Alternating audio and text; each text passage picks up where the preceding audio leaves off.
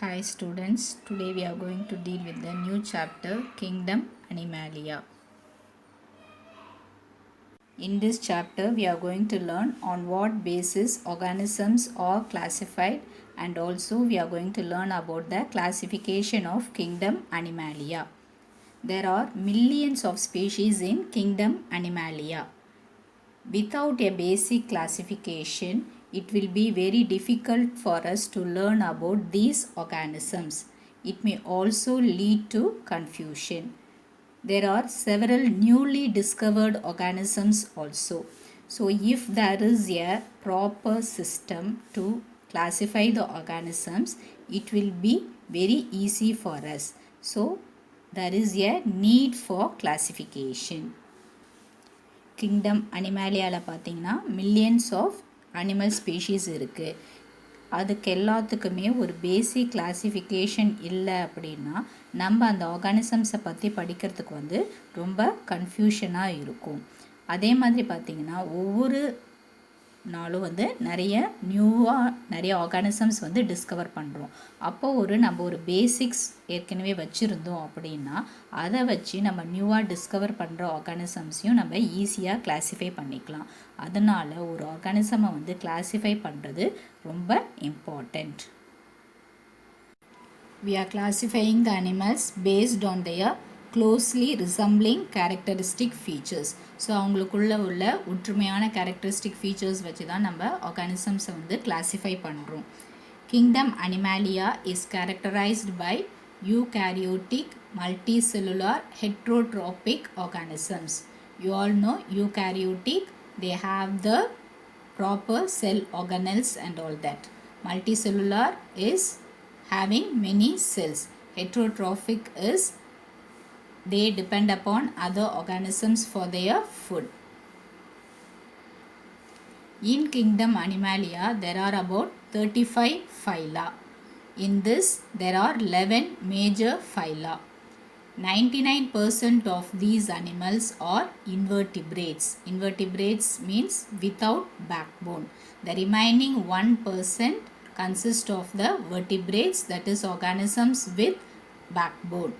Based on the presence or absence of notochord, that is the vertebral column, organisms are classified into non-chordates and chordates. Kingdom அனிமாலியாவில் பார்த்தீங்கன்னா மொத்தம் 35 ஃபைலா இருக்குது. அதில் 11 தான் நம்ம மேஜர் ஃபைலாக நம்ம படிச்சுட்டு வரோம். 99% அனிமல்ஸ் பார்த்தீங்கன்னா இன்வெர்டிபிரேட்ஸ் இருக்கும், அதுக்கு பேக்போன் அதாவது அந்த முதுகெலும்பு இருக்காது. ரிமைனிங் 1% பார்த்தீங்கன்னா வெர்டிபிரேட்ஸாக இருக்கும்.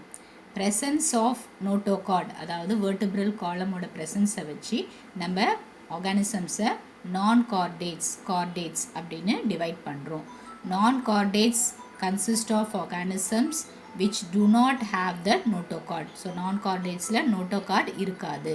Chordatesல பார்த்தீங்கன்னா they have the notochord, அவங்களுக்கு notochord இருக்கும். Basis of classification.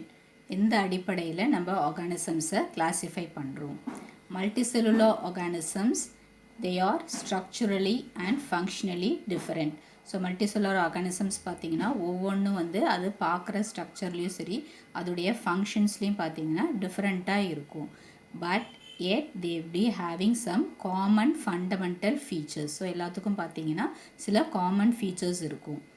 One is the arrangement of the cell layers. So அவங்களுடைய செல் லேயர்ஸ் இருக்குல்ல, செல்லில் உள்ள அந்த எக்டோடர்ம் எண்டோடர்ம் லேயர்ஸ் அதில் உள்ள அந்த arrangement. Levels of organization. So levels of ஆர்கனைசேஷன்ன்றது cellular level, organ system level, organ level, tissue level, அந்த மாதிரி different levels of cellular organization. Nature of the coelom. சீலோம்ன்றது பாடி கேவிட்டி. பாடி கேவிட்டி இருக்கா, body cavity இல்லையா, பாடி cavity இருந்ததுன்னா அது coelomate, பாடி cavity இல்லைன்னா அது ஏசிலோமேட். ஒரு ஃபால்ஸ் பாடி கேவிட்டி இருந்ததுன்னா சூடோசீலோமேட். அந்த மாதிரி nature of the coelom body cavity. Presence or absence of segmentation or the notochord. So சில ஆர்கானிசம்ஸில் பார்த்தீங்கன்னா செக்மெண்டேஷன் இருக்கும். ஸோ ப்ரெசன்ஸ் இருக்கா, செக்மெண்டேஷனோட ப்ரெசன்ஸ் இருக்கா, இல்லை செக்மெண்டேஷனோட இல்லையா அதை வச்சு. அப்புறம் நோட்டோகார்டுன்றது அந்த பேக் போன் இருக்கா இல்லையா அதை வச்சு நம்ம ஆர்கானிசம்ஸை கிளாஸிஃபை பண்ணுறோம். Next is the organisation of the organ system. So எந்த அளவுக்கு அவங்களுடைய ஆர்கன் சிஸ்டம் டெவலப் ஆகிருக்கு. ஸோ இந்த மாதிரி டிஃப்ரெண்ட் ஆர்கன் சிஸ்டம்ஸ் இருக்குது. Circulatory system, nervous system, reproductive system, digestive system, அந்த மாதிரி டிஃப்ரெண்ட் ஆர்கன் சிஸ்டம்ஸ் இருக்குது. அது எந்த அளவுக்கு இருக்குது அதை வச்சியும் நம்ம ஆர்கானிசம்ஸை வந்து கிளாஸிஃபை பண்ணுறோம். ஸோ ஒரு ஆர்கானிசம்ஸை கிளாஸிஃபை பண்ணுற போது இந்த எல்லா கேரக்டரிஸ்டிக்ஸையும் நம்ம ஸ்டடி பண்ணி தான் ஒரு ஆர்கானிசம்ஸை வந்து நம்ம கிளாஸிஃபை பண்ணுவோம். So these are the basis of classification. First, we are going to learn about the levels of organization. Kingdom Animalia. All members of this kingdom are metazoans. So, Kingdom Animalia la ulla எல்லா organisms பார்த்தீங்கன்னா metazoans. Metazoans means multicellular organisms. பார்த்தீங்கன்னா single cell உள்ள organisms unicellular அப்படின்னு சொல்லுவோம். நிறைய cells உள்ள animals வந்து multicellular அப்படின்னு சொல்லுவோம். So, all the animals in this Kingdom Animalia are multicellular, metazoans. And all these cells will be exhibiting the different patterns of cellular organization. So ஒவ்வொரு செல்லும் பார்த்தீங்கன்னா ஒவ்வொரு டிஃப்ரெண்ட்டான ஸ்ட்ரக்சர், டிஃப்ரெண்ட்டான ஃபங்க்ஷன், அந்த மாதிரி வந்து ஒவ்வொரு செல்லும் வந்து டிஃப்ரெண்ட்டாக தான் இருக்கும். இந்த செல்ஸ் ஆஃப் மெட்டாசோன்ஸ் பார்த்தீங்கன்னா they are not capable of independent existence and they will be exhibiting the division of labor. So மெட்டாசோன்ஸில் உள்ள செல்ஸ் பார்த்தீங்கன்னா இண்டிபெண்ட்டாக இருக்காது. அதாவது ஒரே அதோட ஃபங்க்ஷன் எல்லாத்தையும், ஒரு செல்லோட ஃபங்க்ஷன் எல்லாத்தையுமே அதுவே கேரி பண்ணிவிட்டு இண்டிபெண்ட்டாக இருக்காது. அது என்ன பண்ணுன்னா இன்னொரு மீதி செல்ஸை வந்து டிபெண்ட்டாக தான் இருக்கும். There will be division of labour. So ஒரு குறிப்பிட்ட குரூப் ஆஃப் செல்ஸ் இந்த ஒர்க்கை பண்ணலாம், இந்த குறிப்பிட்ட குரூப் ஆஃப் செல்ஸ் இந்த ஒர்க்கை பண்ணலாம், அந்த மாதிரி அவங்களுக்குள்ள டிவிஷன் ஆஃப் லேபர் இருக்கும். ஸோ நீங்கள் அவங்களுக்குள்ள வந்து அந்த ஒர்க்கை வந்து டிவைட் பண்ணி வந்து ஃபங்க்ஷன் பண்ணுவாங்க. In metazoans, some organisms have cells which will be functionally isolated. Metazoansலே பார்த்தீங்கன்னா சில ஆர்கானிசம்ஸில் வந்து செல்ஸ் வந்து ஒவ்வொரு செல்லும் டிஃப்ரெண்ட் ஃபங்க்ஷனை வந்து பண்ணும். அதை தான் நம்ம ஃபங்க்ஷனலி ஐசோலேட்டட் அப்படின்னு சொல்கிறோம். அந்த மாதிரி ஆர்கானிசம்ஸை வந்து பார்த்தீங்கன்னா there will be cellular level of organization. So multi செல்லுலராக இருக்கும். அதில் வந்து organ level, tissue level, organ system level of organization இருக்காது. டிஃப்ரெண்ட் செல்ஸே வந்து டிஃப்ரெண்ட் ஃபங்க்ஷன்ஸை வந்து பண்ணும். அப்போ அதாவது ஒவ்வொரு செல்லும் டிஃப்ரெண்ட் ஃபங்க்ஷன்ஸை பண்ணிட்டு இருக்கும். ஸோ அங்கே வந்து செல்லுலர் லெவல் ஆஃப் ஆர்கனைசேஷன் தான் இருக்கும். எக்ஸாம்பிள் பார்த்தீங்கன்னா ஸ்பாஞ்சஸ். இதில் பார்த்தீங்கன்னா அந்த ஆர்கானிசம் வந்து மல்டி செல்லுலர், ஒரு செல்லும் ஒவ்வொரு ஃபங்க்ஷனை வந்து கேரி அவுட் பண்ணும். அவங்களுக்கு வந்து tissue level, organ system level, organ லெவல்லாம் இருக்காது. In most of the metazoans, similar kinds of cells will be grouped to form the tissues, organs and organ systems. நிறைய மெட்டாசோன்ஸில் பார்த்தீங்கன்னா ஒரே மாதிரியாக இருக்கிற செல்ஸ் எல்லாமே சேர்ந்து ஒரு குரூப்பாக ஃபார்ம் பண்ணி டிஷ்யூஸ் ஃபார்ம் பண்ணும். அப்போது டிஷ்யூஸ் சேர்ந்து ஆர்கன்ஸ் ஃபார்ம் பண்ணும், ஆர்கன்ஸ் டிஃப்ரெண்ட் ஆர்கன்ஸ் சேர்ந்து ஆர்கன் சிஸ்டம்ஸ் ஃபார்ம் பண்ணும். ஸோ அதே மாதிரி பார்த்தீங்கன்னா மெட்டாசோன்ஸில் different level of organizations are there. Cellular level of organization. This basic level of organization is seen in sponges. So cellular level of organization இதில் பார்க்குறோன்னா பார்த்தீங்கன்னா ஸ்பாஞ்சஸில். In sponges the cells will be loosely arranged. அப்புறம் loose அங்கங்கே வந்து லூஸாக அப்படியே வந்து form பண்ணியிருக்கும். அது வந்து டிஷ்யூஸ் ஃபார்ம் ஆகாது. ஸோ நம்ம வந்து லோயர் கிளாஸஸில் படிச்சிருப்பீங்க, group of cells they form tissues. ஆனால் இந்த ஸ்பாஞ்சஸில் பார்த்தீங்கன்னா குரூப் ஆஃப் செல்ஸ் வந்து அப்படியே ஒரு ஜாயின் பண்ணி இருக்குமே தவிர அது டிஷ்யூஸ் ஃபார்ம் பண்ணாது. அதனால தான் அதில் வந்து என்ன சொல்கிறோன்னா செல்லுலர் லெவல் ஆஃப் ஆர்கனைசேஷன் அப்படின்னு சொல்கிறோம். அதே மாதிரி அதில் டிவிஷன் ஆஃப் லேபர். அப்போது இந்த குரூப் ஆஃப் அக்ரிகேட் செல்ஸ் இருக்கிறது வந்து பார்த்திங்கன்னா ஒவ்வொரு செல்லும் பார்த்திங்கன்னா ஒவ்வொரு குரூப்பும் பார்த்திங்கன்னா ஒவ்வொரு ஃபங்க்ஷனை பண்ணும். அந்த அக்ரிகேட்டாக இருக்கிற செல்ஸ் பார்த்திங்கன்னா டிஃப்ரெண்ட் செல்ஸ் வந்து டிஃப்ரெண்ட் ஃபங்க்ஷன்ஸை வந்து பண்ணி கம்ப்ளீட் ஆர்கானிசம்ஸோட எல்லா ஃபங்க்ஷன்ஸையும் கேரி அவுட் பண்ணிட்டு இருக்கும்.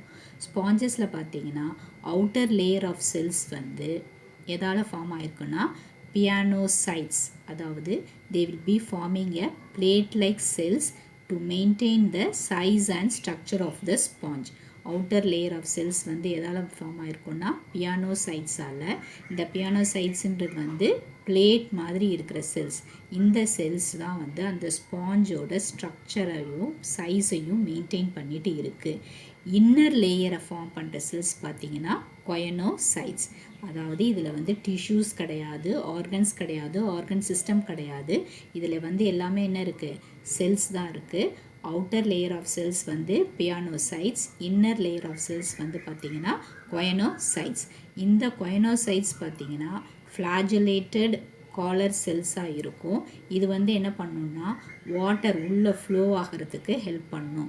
ஸோ இந்த வாட்டர் வழியாக தான் என்ன உள்ளே ஃப்ளோ ஆகிற அந்த வாட்டர் மூலமாக தான் ரெஸ்பிரேஷன், டைஜஷன் ப்ராசஸ், எக்ஸ்க்ரீஷன் எல்லாமே அப்படியே வந்து நடக்கும். ஸோ உள்ளே ஃப்ளோ ஆகிற வாட்டர் மூலமாக தான் அதுக்கு தேவையான ஏர் ரெஸ்பிரேட்டரி கேஸஸையும் அது எடுத்துக்கும், தேவையான ஃபுட்டையும் எடுத்துக்கும். அதே மாதிரி அந்த டைஜஷன் ப்ராசஸ் முடிஞ்ச பிறகு எலிமினேட் ஆகிற வேஸ்ட் ப்ராடக்ட்ஸும் வந்து வெளியே வரும். ஸோ உள்ளே வந்து ஃப்ளோ ஆஃப் வாட்டர் இருக்குது. அது மூலமாக தான் அதோடைய ஆக்டிவிட்டீஸை அது கேரி அவுட் பண்ணுது. ஸோ இந்த ஸ்பாஞ்சஸில் பார்த்திங்கன்னா it is a metazoan. It has only cellular level of organization. So there are two types of cells, pianocytes which form the outer layer, and there are choanocytes which form the inner layer. So these cells only carry out the whole function of the organism. There is no organ or organ system in this organism.